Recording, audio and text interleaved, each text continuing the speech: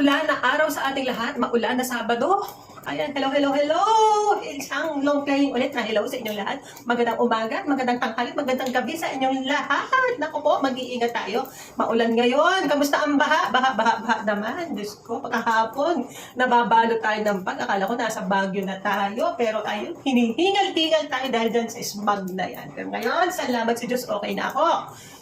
Natakpan or nawala ang smog dahil sa maghapong ulan. Ngayon, dragas ang ulan dito sa amin. Sa inyo ba? Kamusta? Nako, mukhang masaya tayo ngayon dahil bakit nga ba tayo masaya? Sa mga naghahanap ng bigas yan, andyan, pinimibigay na lang, bulol-bulol na lang tayo. Ayan, isang magandang umaga ulit mga kababayan. Saan dako man tayo ng mundo, naroroon. Ayan, isang magandang umaga, Genius TV po. Huwag kalilimutang i-like, comment, subscribe, syempre. Ayan na nga, nakikita nyo na ang ating mahal na Pangulo dahil dumating na siya ngayong umaga sa Nabwa, Camarines Sur, kung saan pangungunahan niya ang pagbubukas ng bagong Pilipinas Serbisyo Fair sa Camarines Sur Polytechnic College. Ayan, mamimigay siya doon ng sako-sakong bigas.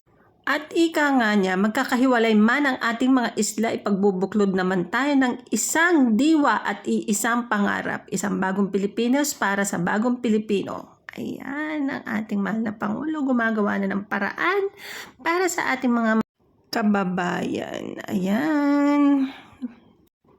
Iisa po ang ating hangarin at maisulong ang bagong Pilipinas na ipagmamalaki natin at ipamana sa ating mga anak at sa mga susunod na henerasyon. Governor Luigi Villafuerte. Maraming salamat. Magandang umaga po sa inyong lahat. Masaya po ako makasama kayo lahat sa mahalagang araw na ito upang salubungin ang pagbabalik ng ating mahal na Pangulo sa ating probinsya, our beloved President, ang ating pinagmamalaki na adopted son of Camarines Sur. Palakpan po natin, His Excellency President Ferdinand Bongbong Marcos Jr.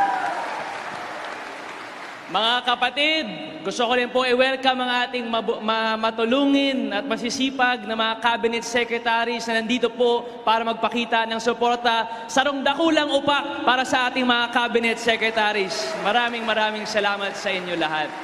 Ladies and gentlemen, kung maalala nyo po, noong Marso lang po ng itong taon, bumisita po ang ating mahal na presidente upang personally makita po ang mga taga-Camarines Sur at inaugurate ang 10,000 bahay na magbibigay ng mas magandang tahanan sa 10,000 pamilya na taga-Camarines Sur. Ngayon po, 6 months later, bumalik po ang ating mahal na Pangulo dito sa Camarines Sur para magbigay ng mas madami pa pong tulong. Palakpan po natin ang ating mahal na Pangulo. Ngayon mga tugang, isipin niyo po, sa buong bansa ng Pilipinas, meron po tayong 81 provinces, pero pinili po tayo ang Camarines Sur maging isa sa 4 na groundbreaking first pilot project po mag-hold po ng bagong Pilipinas Serbisyo Caravan.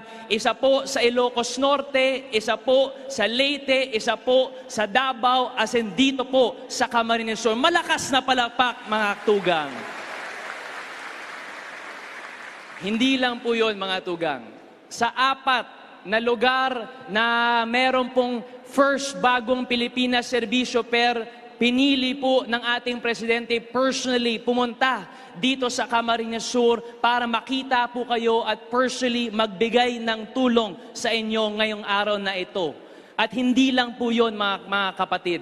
Sa 4 na lugar na mag-groundbreak po ng bagong Pilipinas Serbisyo Fair, dito po sa Camsur, ang pinakamaraming tao matutulungan, mahigit 200,000 na tao ang matutulungan ng ating mahal na Pangulo. Kaya, Mr. President, it is very clear that you love the people of Camarines Sur and ramdam na ramdam po namin na lagi po nasa isip at puso mo ang mga tao na taga-Camarines Sur. Kaya mga taga-Camarines Sur, bilang ama ng probinsya, tinatawag ko po kayo lahat para magkaisa po tayo. Suportahan po natin ang ating mahal na Pangulo dahil uulitin ko po, ang tagumpay ng ating Pangulo ay ang tagumpay ng bawat Pilipino. Kaya Mr. President, it is truly an honor to be with you here today and thank you for all the blessings that you have given to the people of Camarines Sur. Mga tugang, sabay-sabay po tayo, taas po tayo lahat at bigyan natin ng malakas na pasasalamat ang ating mahal na Pangulo, His Excellency President Ferdinand Bongbong Marcos Jr. Diyos mabulas po sa Indogabos. Ayun na nga, ang batang gobernador Luigi Villafuerte. Ayan, patuloy po ang ating ginagawang paghahanda upang masiguro ang seguridad at kaligtasan ng lahat na magkaisa sa darating na bagong Pilipinas. Serbisyo per sa province ng Camsor. Ayan. Kasama din ng batang gobernador ng Villafuerte ang 2nd District at 5 District Representative Larry Ray at Migs Villafuerte sa Usat, Iriga City. Naroon din ang 1st District Representative Jorge Bata at iba pa mga lokal na opisyal ng Camsur. Ayan. Ngayon naman si BBM. Pakinggan natin. Binabalita sa inyo ni Governor, yun po ang aming bagong programa. At yung programa na yan, ang tawag namin ay ang Bagong Pilipinas. Dahil kailangan natin baguhin ang Pilipinas para makaharap tayo sa mga darating na panahon, para maharap natin ang pagbabago sa mundo ngayon. Dahil marami pong pagbabago, kailangan ang Pilipinas magbago din. Kaya yan po ang aming programa. At kasama po doon ay ang education. Kaya nandito rin po ang ating chairman, Popoy de Gala. Ang alkalde ng lungsod ng Iriga ay si Mayor Wilfredo Rex Oliva. Alam niyo po, pinapaalala po sa akin na noong 1965, napunta na pala dito ang aking ama at bumisita sa inyo habang nagkakampanya siya noon para maging presidente. At bumalik siya noong 1968 para gawing city ang Iriga. Dati hindi pa city yan. So 1968. Mula noon, wala nang dumating na Pangulo. Kaya Marcos lang ang bumibisita sa inyo na Pangulo. Hindi, malapit kayo sa puso namin. Kaya naman, nandito naman po kami. Ito po yung binuksan po natin doon sa 4 na lugar.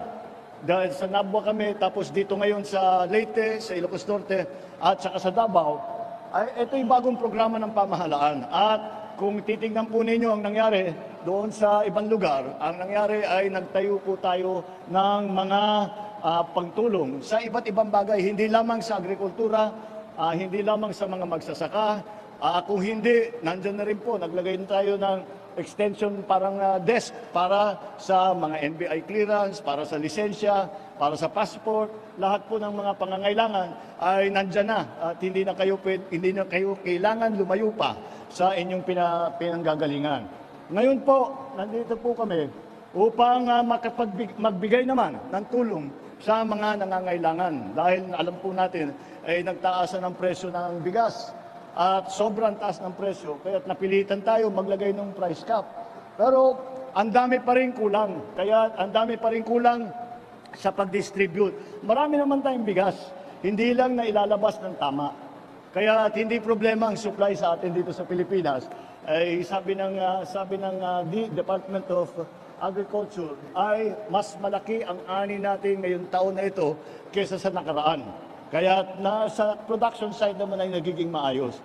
Ngunit kailangan natin ayusin ang sistema mula sa pagtanim, mula sa pag-research and development, hanggang sa pagtanim, hanggang sa processing, hanggang sa distribution, marketing, hanggang sa retail. Kaya ginagawa po natin na ibinubuo natin lahat yan. Sana naman sa lalong madaling panahon ay makikita na natin at mararamdaman na natin yung pagbabago na yan na pinag-uusapan natin. Ito pong bigas ay para sa mga talagang nangangailangan. At tinignan lang po namin kung saan marami ang 4P beneficiaries sa buong Pilipinas. At yun ang tinignan namin. Ang mga beneficiaryo ngayong araw na ito, dito sa dala naming bigas, ay ang mga 4Ps. Kinuha namin ang listahan sa 4Ps.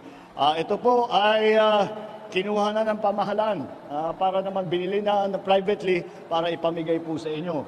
Alam niyo po, tayo naman sa pamahalaan, ginagawa po natin ang lahat na matiyak na unang-una na sapat ang pagkain. Na pangalawa, na ito ay nasa presyo na abot kaya ng mga kababayan natin. Kaya't yan po ang naging dahilan kung bakit po nandito tayo at nagbibigay tayo ng bigas para naman makasiguro na yung pinakamahirap na ating mga kababayan ay hindi naman gugutumin at kahit papano meron silang kakainin. Kaya't yan po ang inyong pamahalaan. Ang gobyerno po ang lumalapit na ngayon sa inyo. Hindi kayo namin inaantay pang pumunta sa gusali, sa opisina ng mga government offices. Ay kami na po ang lalapit. Yan po ang Bagong Pilipinas na programa. Pagka gumagawa kami ng fair na ganyan, ayun, yun kasama lahat. At yun na lang, isa lang ang pupuntahan ninyo. At ngayon po, ito naman ay ang bigas para naman makatulong at makatiyak na hindi po naghihirap masyado ang ating mga kababayan na kahit papano may nakakain, kahit papano napapakain ang inyong mga pamilya. At kung hindi talaga kaya, nandito po ang pamahalaan na tutulong sa inyo. Maraming Ayan na nga ang ating mahal na Pangulo. Sabi nga niya, suportahan lang natin siya. Nako, yung mga madaming mabatikos dyan. Suporta lang tayo dahil wala namang mangyayari kung tayo ay magtatawag at maghahasik ng mga people power na yan para pagbagsakin ng ating Pangulo. Walang mangyayari. Tulong-tulong lang tayo dahil sabi nga ng Batang Villafuerte, ang tagumpay ng ating Pangulo ay tagumpay din ng mamamayang Pilipino. Kaya suportahan lang natin yan. Kasi gumagawa naman ng paraan ng ating mahal na Pangulo para tayo ay matulungan at masuportahan sa ating mga pangangailangan. Well, hindi nga lang sa lahat ng bagay, pero at least may ginagawa siyang tulong para sa ating mga kababayan. Ayan, namimigay nga siya ng bigas.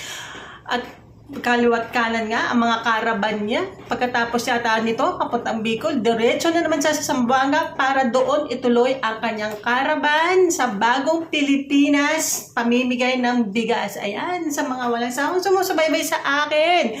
Maraming salamat po sa inyong lahat. Sana huwag yung baby team, supportahan niyo pa rin ako. Ayan, maraming salamat po sa inyo. Please, like and comment, subscribe na rin po. Genius TV, nagpapaalala, mag-iingat po tayo mga kababayan. God bless po. Bye!